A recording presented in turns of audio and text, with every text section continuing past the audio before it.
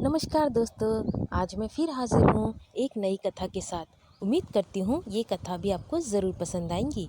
अगर ये कथा आपको पसंद आए प्लीज़ सब्सक्राइब करें, लाइक करें, कमेंट करें। और हाँ दोस्तों, अगर मेरी कोई भी कथा आप पढ़ते हो, सुनते हो तो प्लीज़ सब्सक्राइब करना ना भूलें।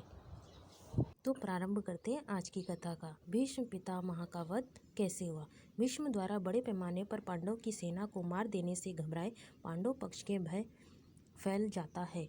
तब श्री कृष्ण के कहने पर पांडव भीष्म के सामने हाथ जोड़कर उनसे उनकी मृत्यु का उपाय पूछते हैं। भीष्म कुछ देर सोचने पर उपाय बता देते हैं। इसके बाद भीष्म पांचाल तथा मत्स्य सेना के भयंकर संहार कर देते हैं। फिर पांडव पक्ष युद्ध क्षेत्र में भीष्म के सामने शिखंडी को युद्ध करने के लिए लगा देते हैं। युद्ध क्षेत्र में शिखंडी को अपने सामने डटा देखकर भीष्म अपने अस्त्र शस्त्र त्याग देते हैं और निहत्थे खड़े हो जाते हैं, क्योंकि भीष्म की प्रतिज्ञा थी कि वे किसी स्त्री से युद्ध नहीं लड़ेंगे। भीष्म ने कृष्ण को युद्ध धर्म के विरुद्ध आचरण करने का आरोप लगाते हुए एक स्त्री पर वार करने से मना कर अपना धनुष नीचे रख दिया। कृष्ण ने भीष्म को उत्तर दिया कि आपने हमेशा ही अपने द्वारा निर्धारित मापदंडों पर निर्णय लिया है और धर्म की अवहेलना की है। आज भी उन्हीं मापदंडों पर वे शिखंडी को स्त्री बता रहे हैं, जिसका पालन उनके पिता ने पुरुष की तरह किया है और उसके पास यश का दिया हुआ पुरुष लिंग भी है। कौन था शिखंडी? शिखंडी को उसके पिता ध्रुपद ने पुरुष की तरह पाला था। दरअसल शिखंडी पिछले जन्म में अम्बा नामक राजकुमारी थी, जिसका 2 बहनों के साथ भीष्म ने अपहरण कर लिया था।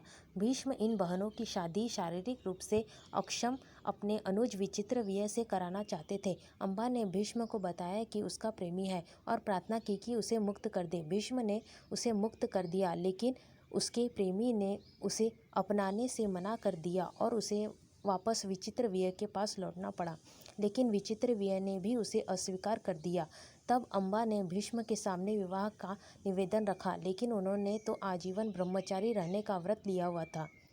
अतः अम्बा ने परशुराम से न्याय की गुहार की। परशुराम ने भीष्म से युद्ध किया, लेकिन परशुराम को निराशा ही हाथ लगी। तब निराश अम्बा ने शिव की आराधना की और यह वरदान मांगा कि इच्छा मृत्यु का वर पाए, भीष्म की मृत्यु का कारण वह बने। शिव ने कहा कि यह अगले जन्म में ही संभव हो सकेगा। अम्बा तब मृत्यु का वरण कर लेती है। यह अम्बा ही राजा द्रुपद के यहाँ शिखंडी के रूप में जन्म लेती है। कहते हैं कि शिखंडी ने अपने रथ पर खड़े होकर लगातार 2 दिनों तक भीष्म पर तीरों से वार किया था, लेकिन उसके तीर भीष्म के कवच से टकराकर गिर जाते थे, उसको भेद नहीं पाते थे। इसलिए भीष्म अपनी प्रतिज्ञा के चलते उसके तीरों को न तो काटते और न ही शिखंडी पर वार करते थे। फिर अर्जुन शिखंडी के पीछे से भीष्म पर वार करते हैं।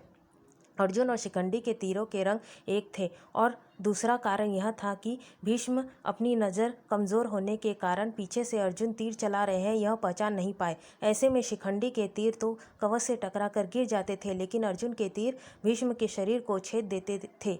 इस तरह अर्जुन भीष्म के शरीर को छल्ली कर देते हैं, लेकिन अपने पिता शांतनु द्वारा इच्छा मृत्यु का वरदान प्राप्त भीष्म फिर भी जिंदा थे। अर्जुन के तीरों से भीष्म का धनुष भी टूट जाता है। तब ऐसे में भीष्म अपने शरीर में धसे तीरों की परवाह न करते हुए अपने हाथ में तलवार लेकर रथ से उतरने लगते हैं। उसी समय उनका संतुलन बिगड़ता है और वे गिर पड़ते हैं और वे तीरों की शैया पर लेट जाते हैं। भीष्म के सरशैया पर लेटने की खबर फैलने पर कौरवों की सेना में हाहाकार मच जाता है। दोनों दलों के सैनिक और सेनापति युद्ध करना छोड़कर भीष्म के पास एकत्र हो जाते हैं।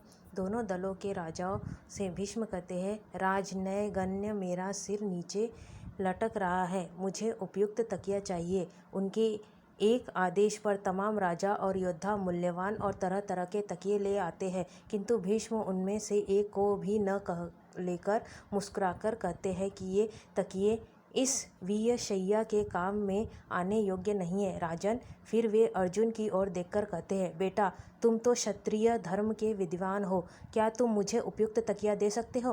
कहते हैं कि आज्ञा पाते ही अर्जुन ने आंखों में आंसू लिए उनको अभिवादन कर भीष्म को बड़ी तेजी से ऐसे 3 बाण मारे जो उनके ललाट को छेदते हुए पृथ्वी पर जा लगे। बस इस तरह सिर को सिरहाना मिल जाता है। इन बाणों का आधार मिल जाने से सिर के लटकते रहने की पीड़ा जाती रही।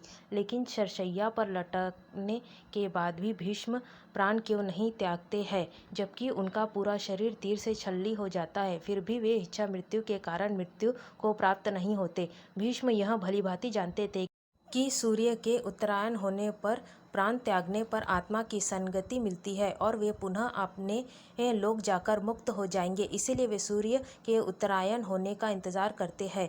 भीष्म ने बताया कि वे सूर्य के उत्तरायण होने पर ही शरीर छोड़ेंगे, क्योंकि उन्हें अपने पिता शांतनु से इच्छा मृत्यु का वर प्राप्त है और वे तब तक शरीर नहीं छोड़ सकते जब तक कि वे चाहे। लेकिन 10वें दिन का सूर्य डूब चुका था। ऐसे भी कहा जाता है कि भीष्म को ठीक करने के लिए शल्य चिकित्सक लाए जाते हैं, लेकिन वे उनको लौटा देते हैं और कहते हैं कि अब तो मेरा अंतिम समय आ गया है, यह सब व्यर्थ है, सरशैया ही मेरी चिता है, अब मैं तो बस सूर्य के उत्तरायण होने का इंतजार कर रहा हूँ। पितामह की ये बात सुनकर राजगण और उनके सभी बंधु बांधव उनको प्रणाम और प्रदक्षिणा कर करके अपनी अपनी छावनियों में लौटा जाते हैं। अगले दिन सुबह होने पर फिर से वे सभी भीष्म के पास लौटते हैं। तभी कन्याएं, स्त्री और उनके कुल के योद्धा पितामह के पास चुपचाप खड़े हो जाते हैं। पितामह ने पीने के लिए राजाओं से ठंडा पानी मांगा। सभी उनके लिए पानी ले आए, लेकिन उन्होंने अर्जुन की ओर देखा। अर्जुन समझ गया और उसने अपने गांडीव पर तीर चढ़ाया और पर्यनायशस्त्र का प्रयोग कर वे धरती में छोड़ देते हैं। धरती से अमृततुल्य सुगंधित बढ़िया जल की धारा निकलने लगती है। उस पानी को पीकर भीष्म तृप्त हो जाते हैं। फिर भीष्म दुर्योधन को समझाते हैं कि युद्ध छोड़कर वंश की रक्षा करो। उन्होंने अर्जुन की ही बहुत प्रशंसा की और दुर्योधन को बार बार समझाया कि हमारी यह गति देखकर संभल जाओ, लेकिन दुर्योधन उनकी एक भी नहीं मानता है और फिर से युद्ध शुरू हो जाता है। अगले दिन फिर से सभी उनके पास इकट्ठा होते हैं। वे नए सेनापति कर्ण को समझाते हैं कि वे दोनों पक्षों में अपने अंतिम वक्त में भी संधि कराने की चेष्टा करते हैं। भीष्म के सरसैया पर लेट जाने के बाद युद्ध और 8 दिन चला।